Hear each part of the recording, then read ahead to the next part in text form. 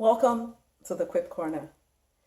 Today we're having another edition of Quip Corner's Book Corner. I look forward to meeting this author who I have met before. Actually, she was one of the speakers at a conference that my friend Dr. Chi and I hosted last month. Join me in the Quip Corner and find out who this person is. See you in a bit.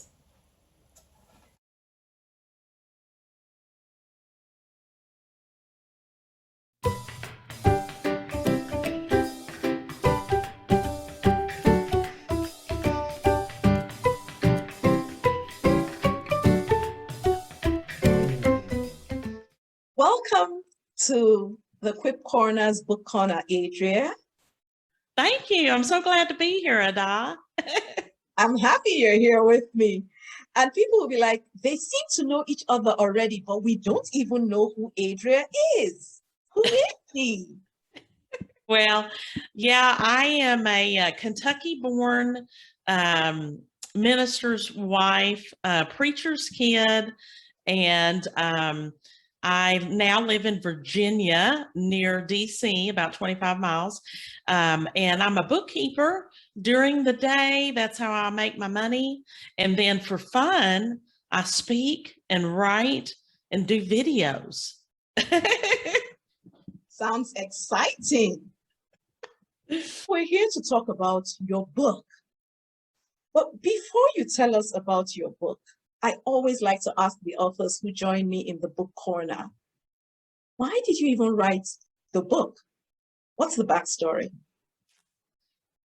About 21 years ago, we had our second child, and his name was Blake, and he was born with several medical problems, one being spina bifida, which affects your walking, and it's at different levels for different people. But he also had another problem that he was not able to breathe on his own. So he had to be on a ventilator all of his life.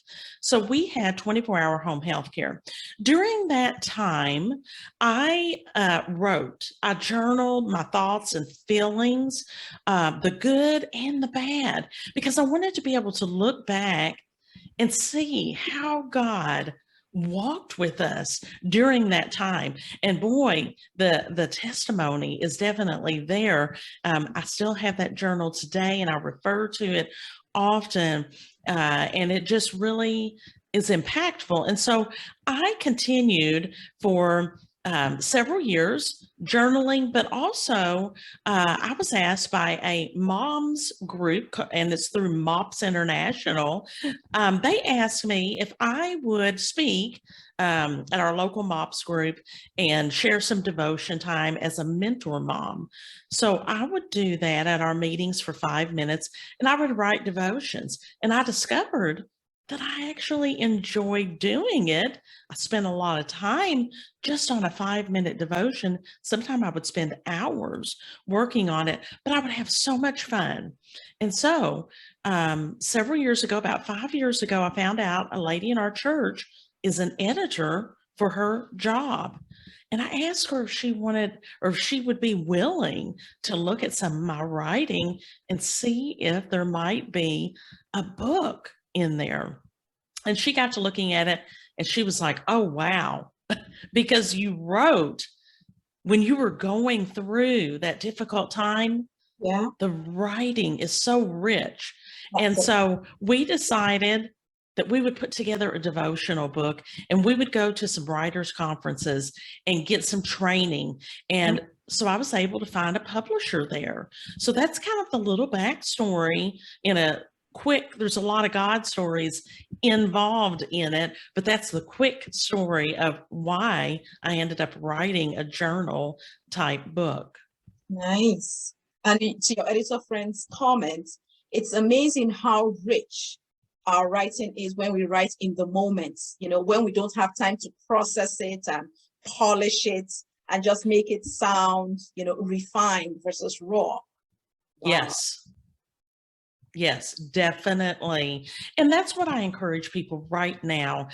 All that we've been through in the past year and a half, going on 2 years, I really encourage people to write what is going on in their lives right now. What have they experienced over this past year plus? And because in 20 years, the news is going to share all the numbers of the pandemic and everything we've been through. But who's going to share those stories about our lives and the great things that happened, not just the hard stuff? I agree. I agree. Wow. Now I am really, really, I'm like, okay, spill it, spill it, spill it. So what's in your book? Well, there are 40 devotions in my book, and they're like 500-word short reads that you can do anytime during the day and for inspiration. But the cool thing about my book is there is actually a box in the book, and it's just glued there. And this is the bottom of it. Okay. So you put that together, and there are these short 500 little read stories. And at the end of each story and devotion, there are some questions.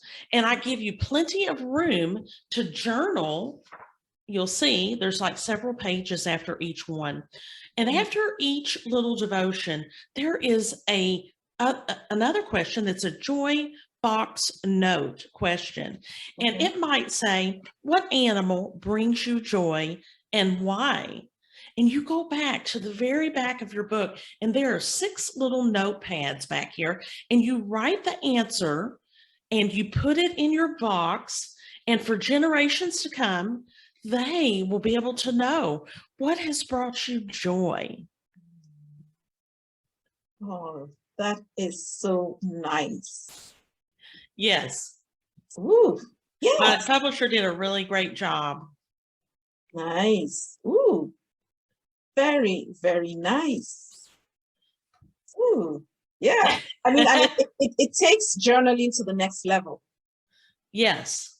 Yes, it does. And I like to always give people something practical that they can do. Even when I speak, I try to give them a hands-on activity, either during the speaking or to do afterwards, because I really feel like when you do something practical, Yeah. it actually instills it a little deeper into your brain, and it actually makes it more effective for you because you are having to process what I've written and what I have shared. It's not just a matter of just reading it and then going on. It's stopping and pondering it. Yeah, that's so true. Ooh. Okay, now I am even more curious, and I'd like to hear something from your book, please. Okay. My book is has probably 2 or 3 stories about our son, but the rest of it is just about a lot of creation and how God uses creation to inspire me. But it's also about some different people in my life. And here is one story when our son was in his last days, and it is called A Doctor's Kind Words. Gracious words are a honeycomb, sweet to the soul and healing to the bones. And that's in Proverbs 16:24. Some of the kindest words that were ever spoken to my husband and me came during the last days of our son's life, Blake. He was born with spina bifida and other complications and lived until the age of 3. He battled for every day and for each breath. Blake brought out much joy in people, smiling and blowing kisses when someone spoke to him. Sometimes he even acted shy if someone new came to see him. He would put his hand over his face and look through his fingers. And the doctors had told us from the very beginning that whatever we put into Blake, he would give back. Sure enough, he did. During the last days of Blake's life, one of his doctors, a pulmonologist, came into the hospital room. He had always been the serious type, and as always, he got down to business. We know the journey has been hard, he says, and Blake came a long way in his life, but now we're on a different journey and have some decisions to make. Next, he surprised us and he walked over to get a paper towel and said, "Now I'm going to cry." He paused as if he put his thoughts together. He spoke kindly and humbly. "This world is full of hate, evil, murder, and all kinds of bad stuff, but Blake only knew love. If our world only had 1/10 of the love that Blake had, this world would be a different place." It was one of the most touching things that anyone, especially a doctor, would have said. He continued to affirm our parenting skills and said that Blake had the best life possible.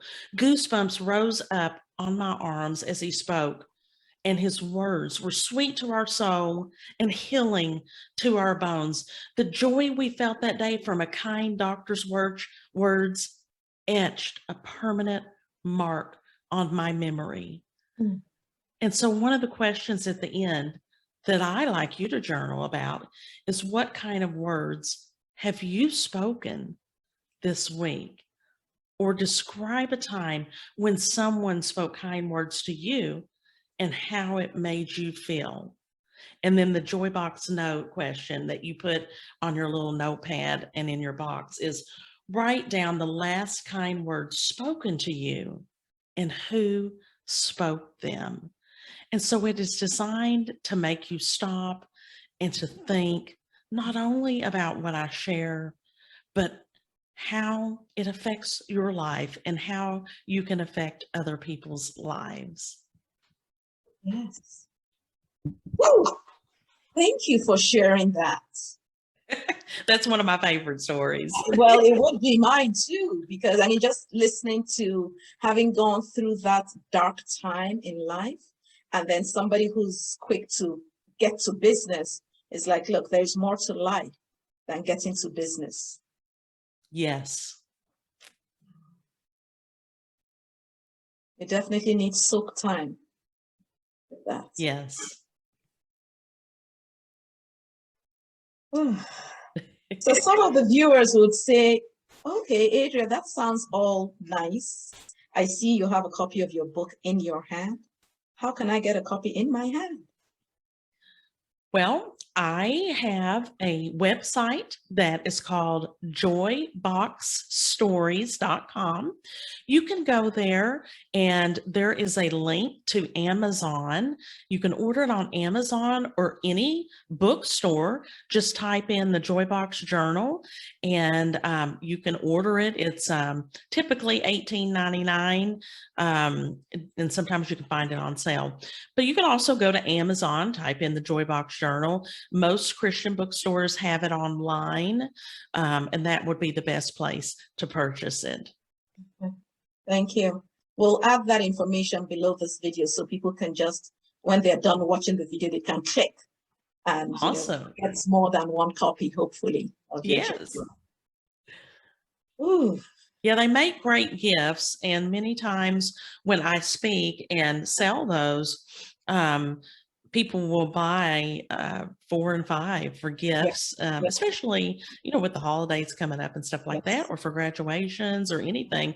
They're really great little books because they do have the box and the notes in there. And the cool thing is there's plenty of little notes that you can use those notes other times. What I love about the little notes, I'll show you if you can see, is they're just really cute, and they some of them says joy noted, joy is joy to remember, a wee bit of joy. So you can use those and share them, a little note with your family member, or put them in your little lunchbox for your kids or whatever. Yeah, many ways to use it. Well, yeah, nice. Well, as we bring this to a close, what message do you have for those watching and potential buyers of your journal? I have a podcast called Look Out for Joy, and you can go out and Google that and listen to that at any time. And I have 2 seasons with about 30 episodes, I think. I lost count, 35, I think. I encourage people to stop every day and to look around, because there is joy to be found, even if it's just in creation and seeing a butterfly and looking at the details of it flying by. This morning, I got up and I have a window here in my office, and I looked out. It's on my Facebook if you want to go and look at a picture of it. But I have the word joy in my window, of course. Everything in my office is about joy. But because it rained last night and some of the leaves are starting to change colors, there was a yellow leaf that had stuck to my window. Yeah. And it was right there beside the word joy.